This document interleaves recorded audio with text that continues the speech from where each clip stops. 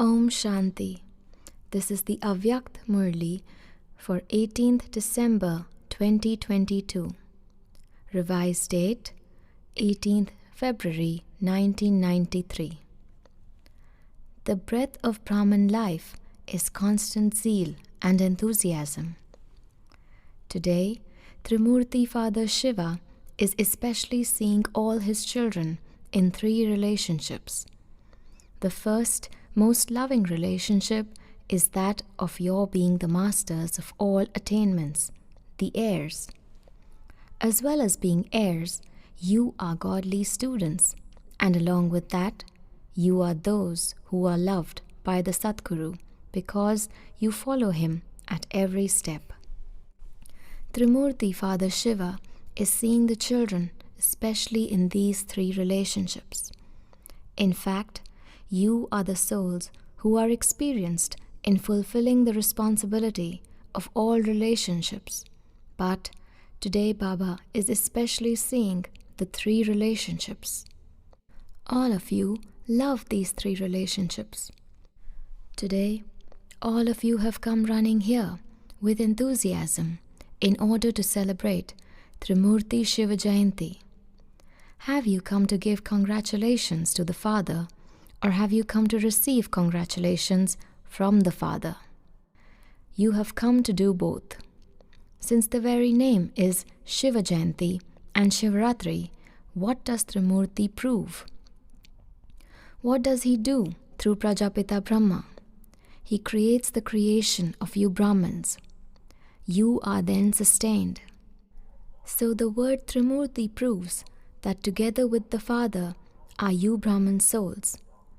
What would the Father do by himself? This is why the birthday of the Father also means the birthday of you Brahman children. This is why the Father is giving you children multi-million-fold congratulations for this alokik divine birth, this diamond birth. Your letters and cards of congratulations have already reached the Father, and even now many children are singing songs of congratulations from their hearts. Whether they are far away or whether they are personally in front of Baba, Baba's ears can hear the songs of congratulations, even from those who are far away. In return, BapDada is giving multi-million-fold congratulations to the children of this land and of foreign lands.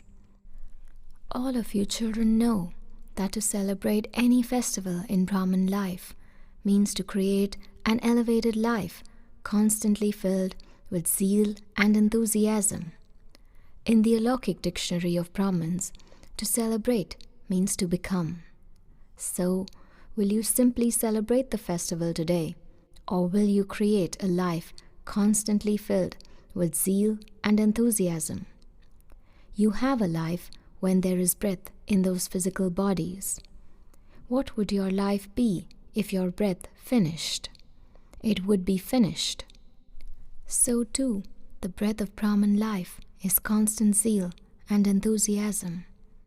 In Brahman life, if there isn't zeal and enthusiasm at every second, then that is not Brahman life. However, the speed of your breathing also has to be normal. If your breathing is very fast, then that is not a normal life. And if it is slow, then too, it would not be called a normal life. You either have high pressure or low pressure. So that would not be called a normal life. So here too, check. Is the speed of the zeal and enthusiasm of my Brahman life normal? Or is it sometimes very fast and sometimes very slow? Or does it remain constant? It should be constant, should it not? If it is sometimes fast and sometimes slow, that is not good.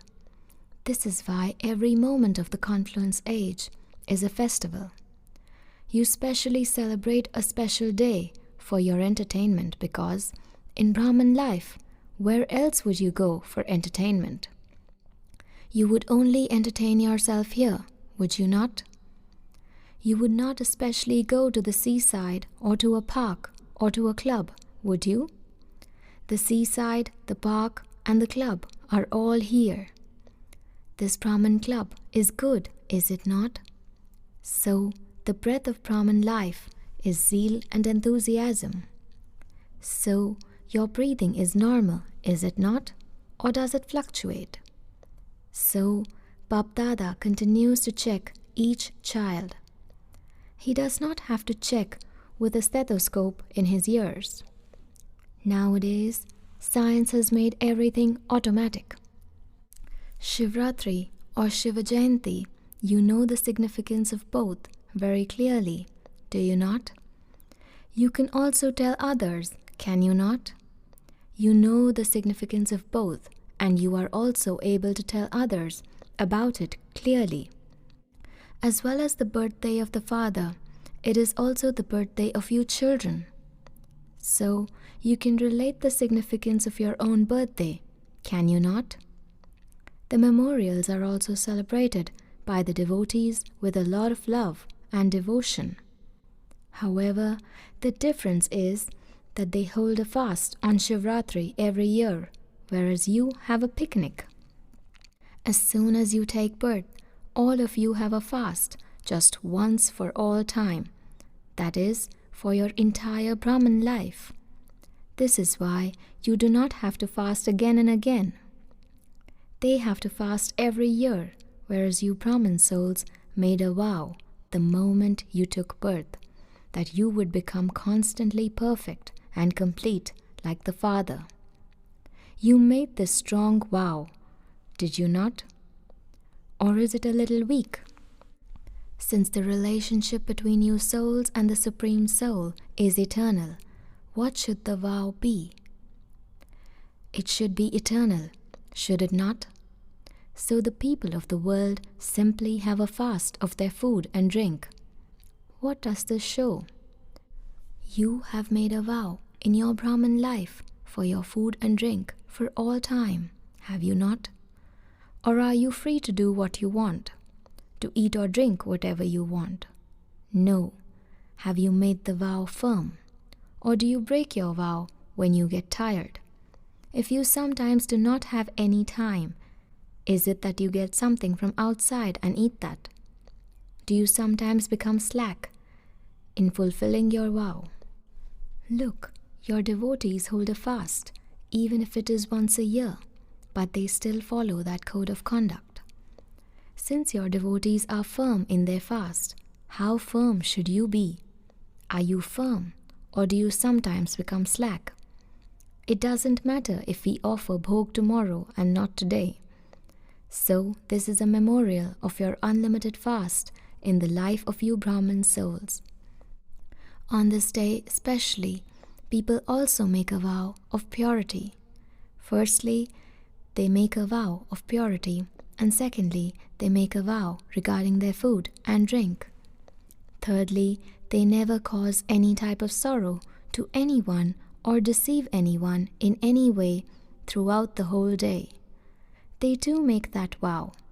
However, the vow of your Brahman life is unlimited, whereas theirs is for one day. So, you imbibed the vow of purity in Brahman life as soon as you took birth, did you not? Purity is not just celibacy, but the vow of purity is to gain victory over the 5 vices. This is called the vow of purity. So, check to what extent you are successful in your vow of purity. Just as you pay special attention to celibacy, that is to conquering the greatest enemy, lust, in the same way, do you also pay the same attention to conquering the 4 companions of lust, the greatest enemy? Or do you allow yourself some freedom in that? That it does not matter if you get a little angry. You are not allowed to, but you allow yourself that freedom. It has been seen that you give freedom to the children of anger. You have chased away the great evil spirit of anger, but you still have love for its children. Just as little children are loved very much, so too the little children of anger are sometimes loved very much. So, a vow means a vow of complete purity. Many children tell Baba many very good things. They say, I did not get angry, but I was made angry. So what can I do? I did not get angry, but what can I do if others make me angry? They say something very entertaining. They say, if you had been there at that time, you too would have got angry. So what would BapDada say? BapDada says, Acha, you are forgiven, but do not do it in future.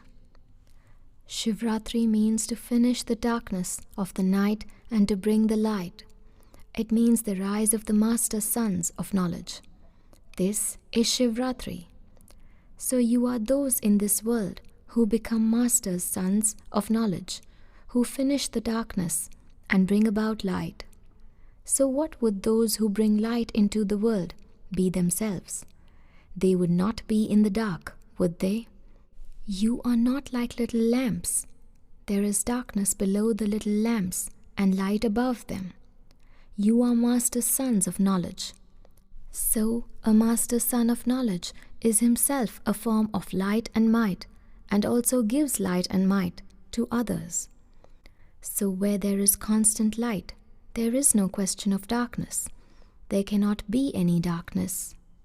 So complete purity means light. Darkness cannot remain with those souls who dispel darkness. Can there be any darkness? Can darkness come to you? Okay, it may not remain, but does it come to you and then go away? Is this possible?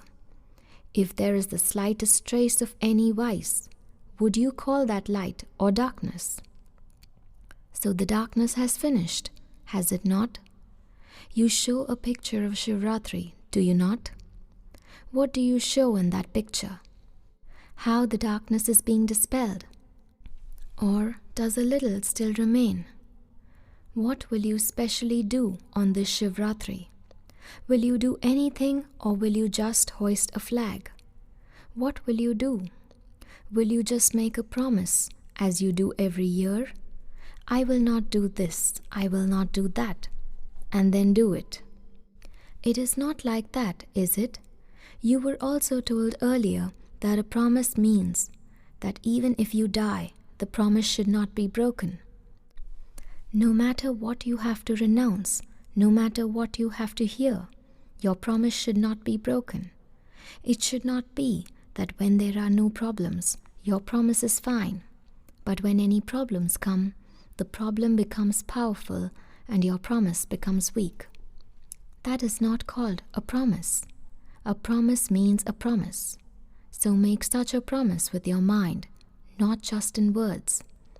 Those who make a promise because others ask them to have a powerful thought at that time. Those who make a promise when others ask them to have some power, but they do not have all the powers. You make a promise in your mind, and to whom do you make it? To the Father. To make a promise to the Father and to make it with your mind means to make the mind Manmanabhav. This mantra of Manmanabhav then constantly becomes the weapon for any situation. However, this will only happen when you make it with your mind. Let it enter your mind. I must not do this. If there is a thought in your mind, I will try. I have to do it. I have to become. What will happen if I don't do it like this? What will I do? That is why I had better do it. This is then known as a little bit of compulsion.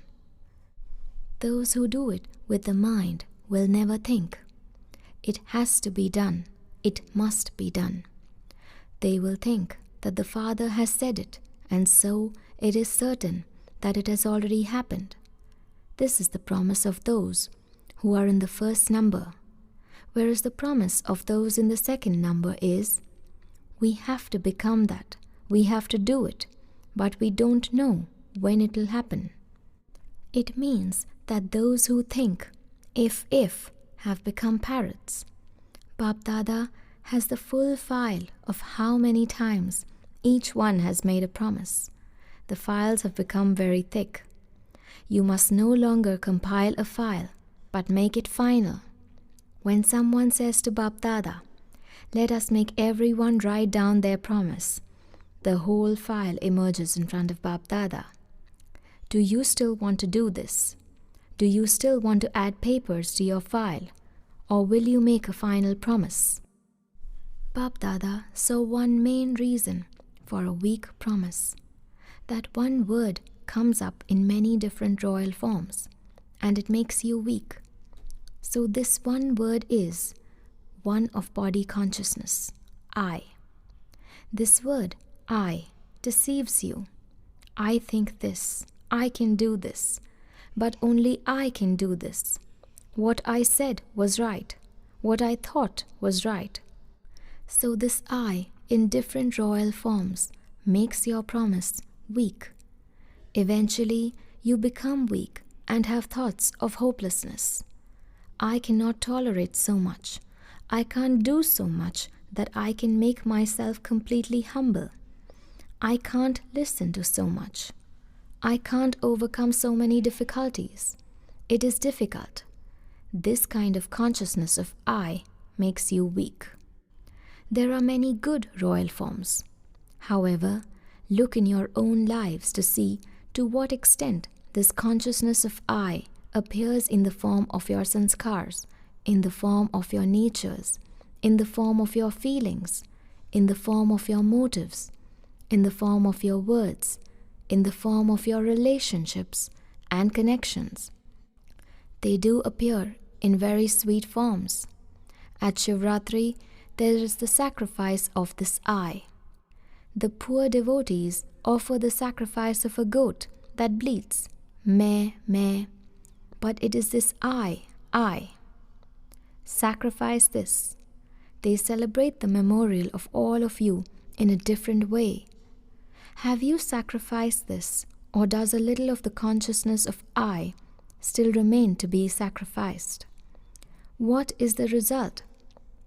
Have you sacrificed it already? Since there is love for the Father, everyone has passed in the subject of love.